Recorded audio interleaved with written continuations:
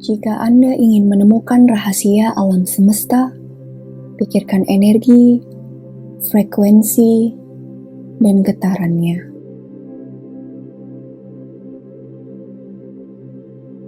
Saya tidak peduli mereka mencuri ide saya. Saya peduli bahwa mereka tidak memiliki milik mereka sendiri.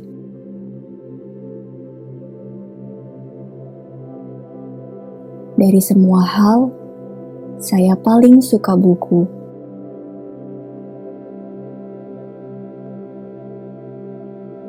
Saat sains mulai mempelajari fenomena non-fisik, ia akan membuat lebih banyak kemajuan dalam satu dekade daripada di abad-abad sebelum keberadaannya.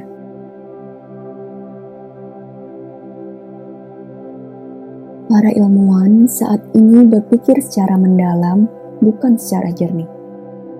Seseorang harus waras untuk berpikir jernih. Tetapi seseorang dapat berpikir secara mendalam dan menjadi sangat gila.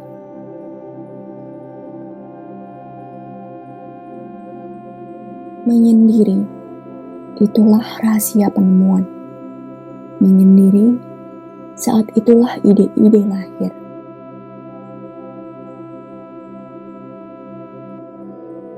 Otak saya hanya penerima. Di semesta, ada inti dari mana kita memperoleh pengetahuan, kekuatan, dan inspirasi. Saya belum menembus rahasia inti ini, tetapi saya tahu itu ada.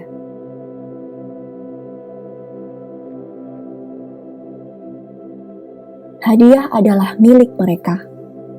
Masa depan, di mana saya benar-benar bekerja, adalah milik saya.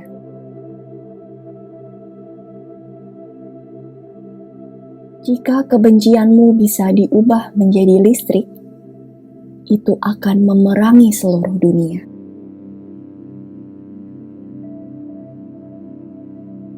Yang kita inginkan sekarang adalah kontak yang lebih erat dan pemahaman yang lebih baik antara individu dan komunitas di seluruh bumi, dan penghapusan egoisme dan kesombongan yang selalu cenderung menjerumuskan dunia ke dalam kebiadaban dan perselisihan purba. Kedamaian hanya bisa datang sebagai konsekuensi alami dari pencerahan universal.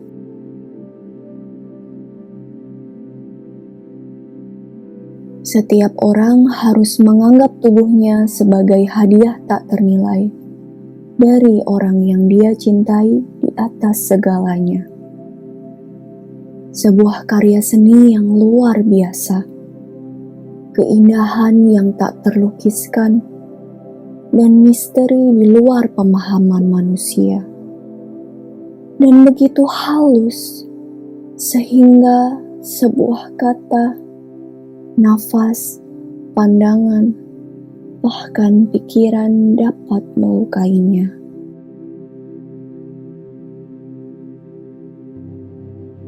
Seseorang harus waras untuk berpikir jernih, tetapi seseorang dapat berpikir secara mendalam dan menjadi sangat gila.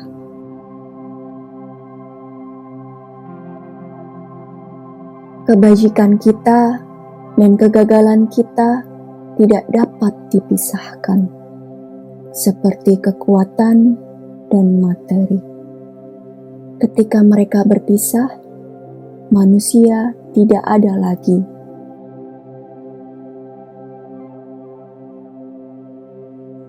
Biarkan masa depan mengatakan yang sebenarnya, dan mengevaluasi masing-masing sesuai dengan pekerjaan dan pencapaiannya. Saat ini adalah milik mereka, masa depan, di mana saya benar-benar bekerja, adalah milik saya.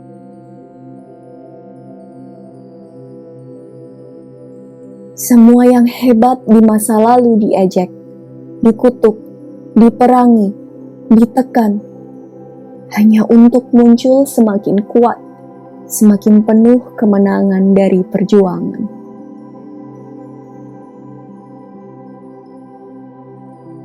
Ketika kita berbicara tentang manusia, kita memiliki konsepsi kemanusiaan secara keseluruhan. Dan sebelum menerapkan metode ilmiah untuk menyelidiki gerakannya, kita harus menerima ini sebagai fakta fisik. Tetapi, dapatkah seseorang meragukan hari ini bahwa jutaan individu dan semua jenis dan karakter yang tak terhitung banyaknya merupakan suatu entitas, suatu unit? Meskipun bebas untuk berpikir dan bertindak, kita disatukan seperti bintang-bintang di cakrawala dengan ikatan yang tak terpisahkan. Ikatan ini tidak dapat dilihat, tetapi dapat kita rasakan. Saya memotong jari saya sendiri, dan itu menyakitkan saya. Jari ini adalah bagian dari diri saya. Saya melihat seorang teman terluka, dan saya juga terluka. Teman saya dan saya adalah satu, dan sekarang saya melihat musuh yang tertimpa, segumpal materi yang mana dari semua bongkahan materi di alam semesta yang setidaknya saya pedulikan, dan itu masih membuat saya sedih. Bukankah ini membuktikan bahwa kita masing-masing hanyalah bagian dari keseluruhan?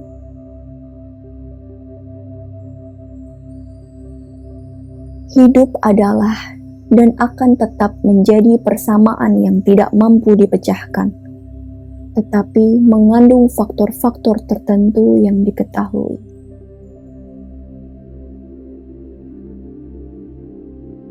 Perkelahian antara individu serta pemerintah dan negara selalu dihasilkan dari kesalahpahaman dalam interpretasi terluas dari istilah ini. Kesalahpahaman selalu disebabkan oleh ketidakmampuan untuk menghargai sudut pandang satu sama lain.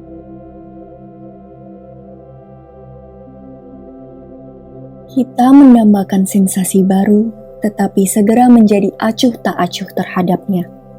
Keajaiban kemarin adalah kejadian umum hari ini.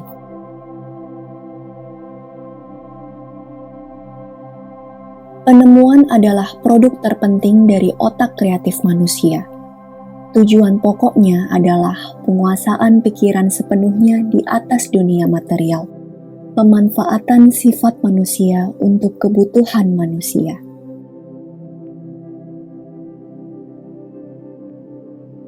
Para ilmuwan saat ini telah menggantikan matematika untuk eksperimen. Dan mereka mengembara melalui persamaan demi persamaan, dan akhirnya membangun struktur yang tidak ada hubungannya dengan kenyataan.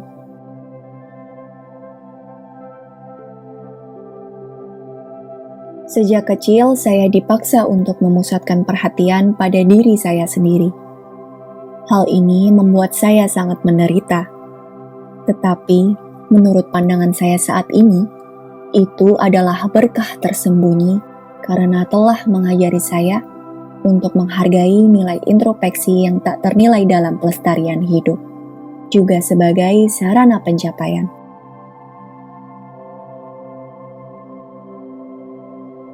Secercah cahaya dari bintang jauh yang jatuh ke mata seorang tiran di masa lalu mungkin telah mengubah jalan hidupnya.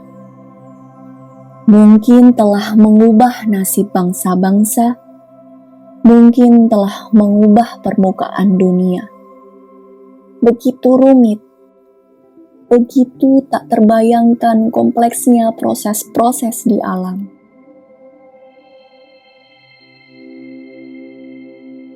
Saya dianggap sebagai salah satu pekerja yang paling keras, dan mungkin saya memang begitu.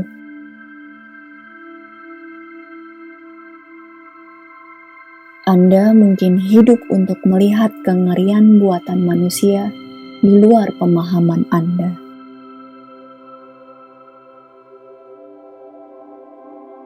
Hadiah kekuatan mental berasal dari Tuhan, makhluk ilahi, dan jika kita memusatkan pikiran kita pada kebenaran itu, kita menjadi selaras dengan kekuatan besar ini.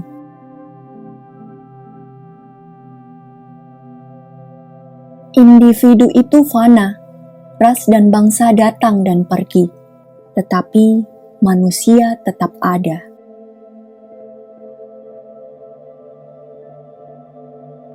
Apa yang paling kita inginkan sekarang adalah kontak yang lebih dekat dan pemahaman yang lebih baik antara individu dan komunitas di seluruh bumi, dan penghapusan pengabdian fanatik terhadap cita-cita luhur egoisme dan kebanggaan nasional yang selalu cenderung menjerumuskan dunia ke dalam barbarisme dan perselisihan purba.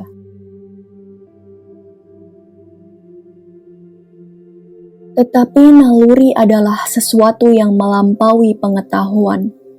Kita memiliki, tidak diragukan lagi, serat tertentu yang lebih halus yang memungkinkan kita untuk memahami kebenaran ketika deduksi logis atau upaya otak yang disengaja lainnya adalah sia-sia.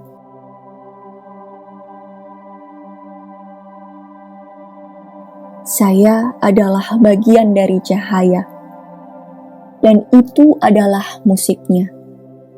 Cahaya memenuhi 6 indera saya. Saya melihatnya, mendengar, merasakan, mencium, menyentuh, dan berpikir. Memikirkannya berarti indera keenamku.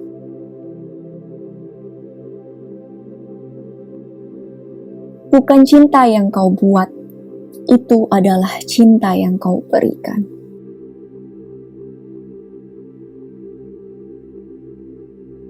Kebanyakan orang begitu tenggelam dalam perenungan dunia luar, sehingga mereka sama sekali tidak menyadari apa yang terjadi di dalam diri mereka sendiri.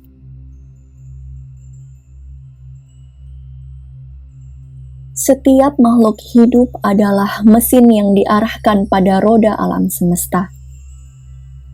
Meskipun tampaknya hanya terpengaruh oleh lingkungan sekitarnya, lingkup pengaruh eksternal meluas hingga jarak yang tak terbatas.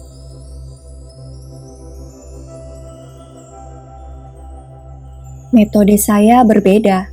Saya tidak terburu-buru dalam pekerjaan yang sebenarnya. Ketika saya mendapatkan ide, saya segera mulai membangunnya dalam imajinasi saya. Saya mengubah konstruksi, melakukan peningkatan, dan mengoperasikan perangkat sepenuhnya dalam pikiran saya.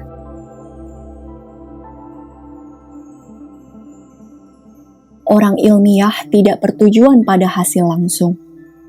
Dia tidak berharap bahwa ide-idenya yang maju akan segera diangkat. Pekerjaannya seperti penanam untuk masa depan. Tugasnya adalah meletakkan fondasi bagi mereka yang akan datang dan menunjukkan jalan. Dia hidup dan bekerja dan berharap.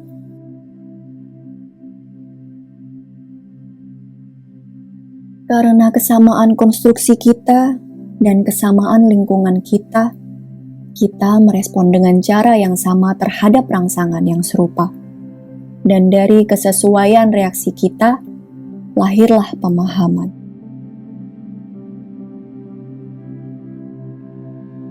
Saat ini negara-negara paling beradab di dunia menghabiskan sebagian besar pendapatan mereka untuk perang dan minimum untuk pendidikan. Abad ke-21 akan membalikkan tatanan ini. Akan lebih mulia berperang melawan kebodohan daripada mati di medan pertempuran. Penemuan kebenaran ilmiah baru akan lebih penting daripada pertengkaran para diplomat. Bahkan, surat kabar di zaman kita sendiri mulai memperlakukan penemuan-penemuan ilmiah dan penciptaan konsep-konsep filosofis yang segar sebagai berita. Koran-koran abad ke-21 hanya akan memberikan tongkat di halaman belakang untuk laporan kejahatan atau kontroversi politik. Tetapi akan menjadi headline di halaman depan proklamasi hipotesis ilmiah baru. Kemajuan di sepanjang garis seperti itu tidak akan mungkin terjadi sementara negara-negara bertahan dalam praktik biadab untuk saling membunuh. Saya mewarisi dari ayah saya, seorang pria terpelajar yang bekerja keras untuk perdamaian, kebencian perang yang tak terhapuskan.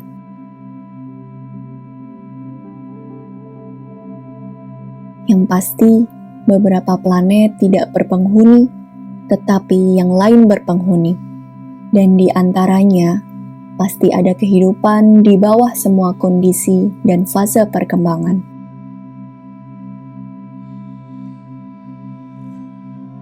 Begitu mencengangkan fakta-fakta dalam koneksi ini, sehingga seolah-olah Sang Pencipta sendirilah yang merancang planet ini secara elektrik.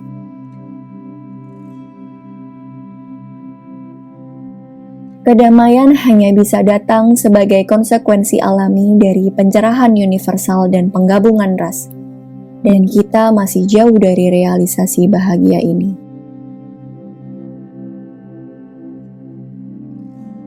Saya tidak menyesal mereka mencuri ide saya, tetapi mereka tidak memiliki ide mereka sendiri.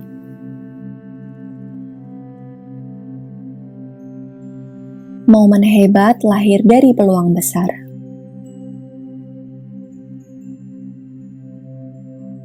Saya benar-benar mania untuk menyelesaikan apapun yang saya mulai, yang sering membuat saya kesulitan.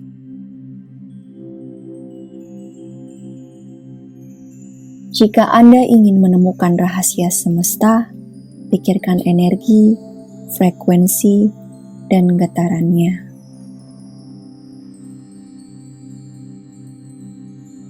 Ketika saya meninjau peristiwa kehidupan masa lalu saya menyadari betapa halus pengaruh yang membentuk takdir kita.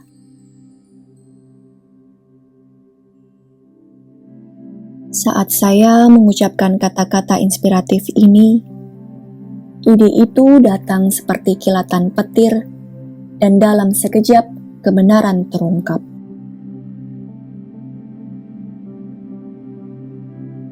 Perkembangan progresif manusia sangat bergantung pada penemuan. Ini adalah produk terpenting dari otak kreatifnya.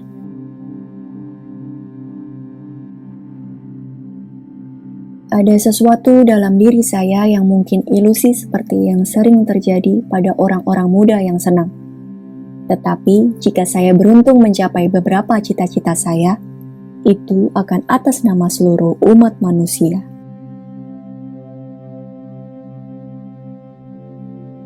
Ada banyak hari ketika saya tidak tahu dari mana makanan saya berikutnya berasal. Tapi saya tidak pernah takut untuk bekerja. Saya pergi ke tempat beberapa orang menggali parit dan mengatakan saya ingin bekerja. Bos melihat pakaian bagus dan tangan putih saya dan menertawakan dengan yang lain. Tetapi dia berkata, "Baiklah, meludahlah di tangan Anda, masuklah ke parit." Dan saya bekerja lebih keras daripada siapapun. Di penghujung hari, saya punya $2.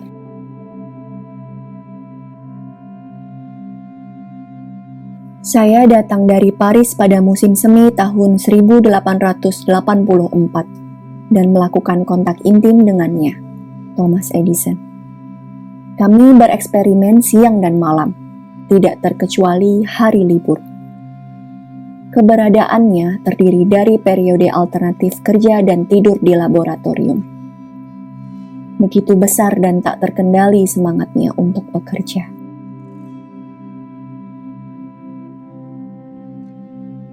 Kita semua satu, hanya ego, kepercayaan, dan ketakutan yang memisahkan kita.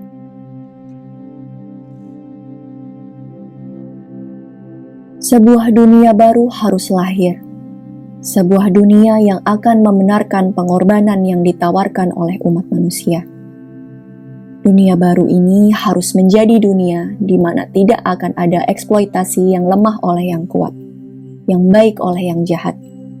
Di mana tidak akan ada penghinaan terhadap orang miskin dengan kekerasan orang kaya.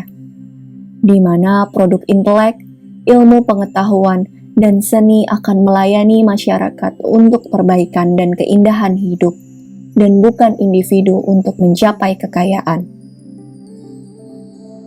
Dunia baru ini tidak akan menjadi dunia orang-orang yang tertindas dan terhina, tetapi dunia orang-orang bebas dan bangsa-bangsa bebas yang setara dalam martabat dan rasa hormat.